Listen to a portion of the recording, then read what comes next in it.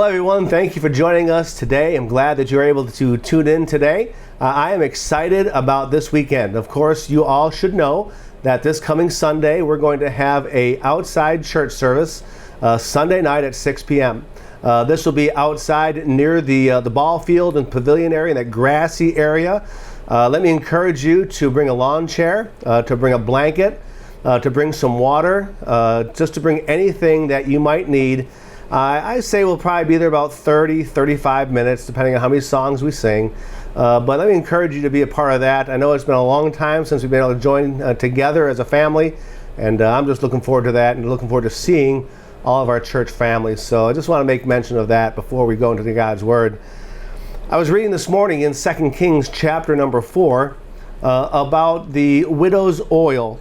In my Bible, it says the miracle of the increase of the widow's oil.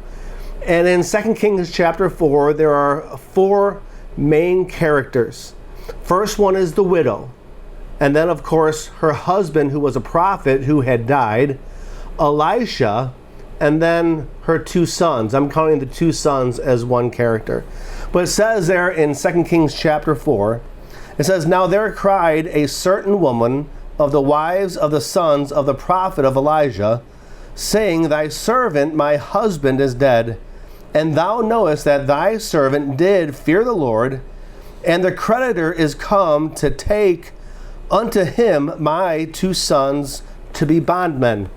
The widow in the story is married to one of the prophets. The Bible tells us in verse 1 that her husband died.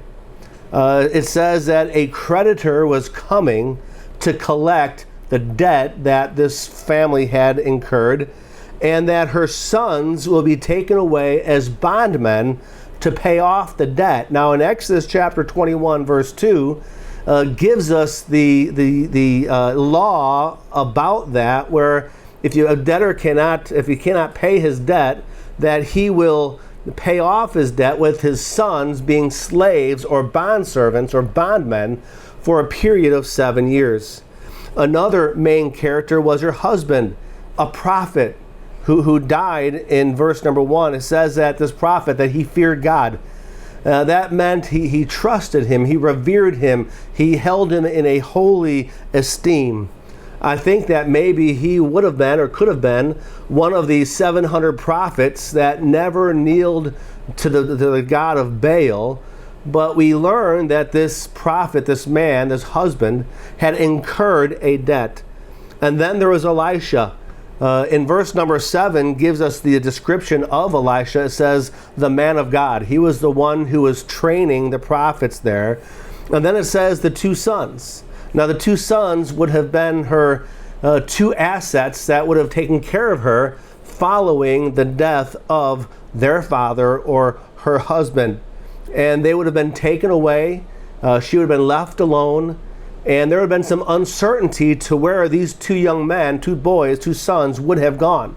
There could have been danger where they were going, but it was unknown. It was not sure where they would go. But in verse number 2 says, "And Elijah said unto her, What shall I do for thee? What hast thou in thy house? And she said, Thine handmaid hath not anything in the house save a pot of oil." Simply, Elisha says, okay, your husband had died. What do you have? And what do you have in your house? And the widow says, I have nothing except a pot of oil. Now this oil that she is talking about here that she has is simply olive oil. It was used for cooking.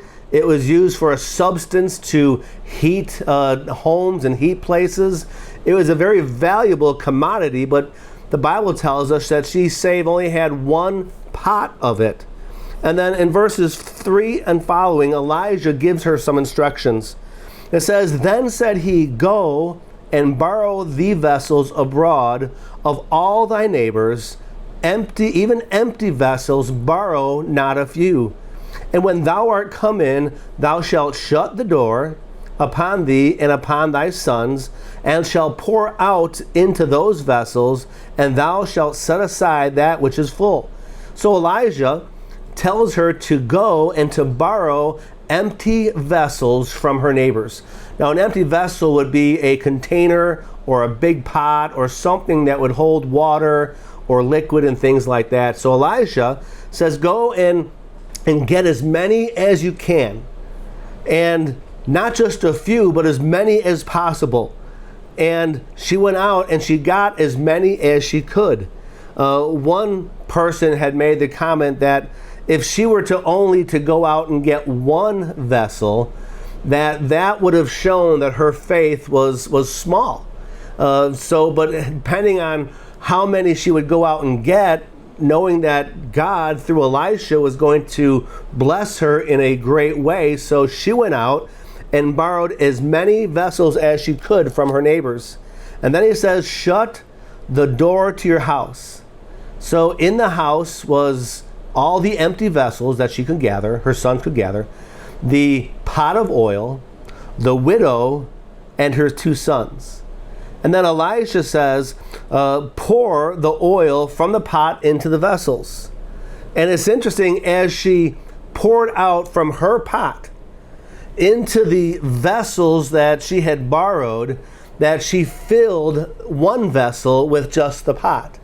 And then the son would come and take it and move that vessel away, and they would bring another vessel, and still with that small pot, she would fill up another vessel and another vessel and another vessel. And the oil in that pot never seemed to disappear. It never seemed to cease. It was always there.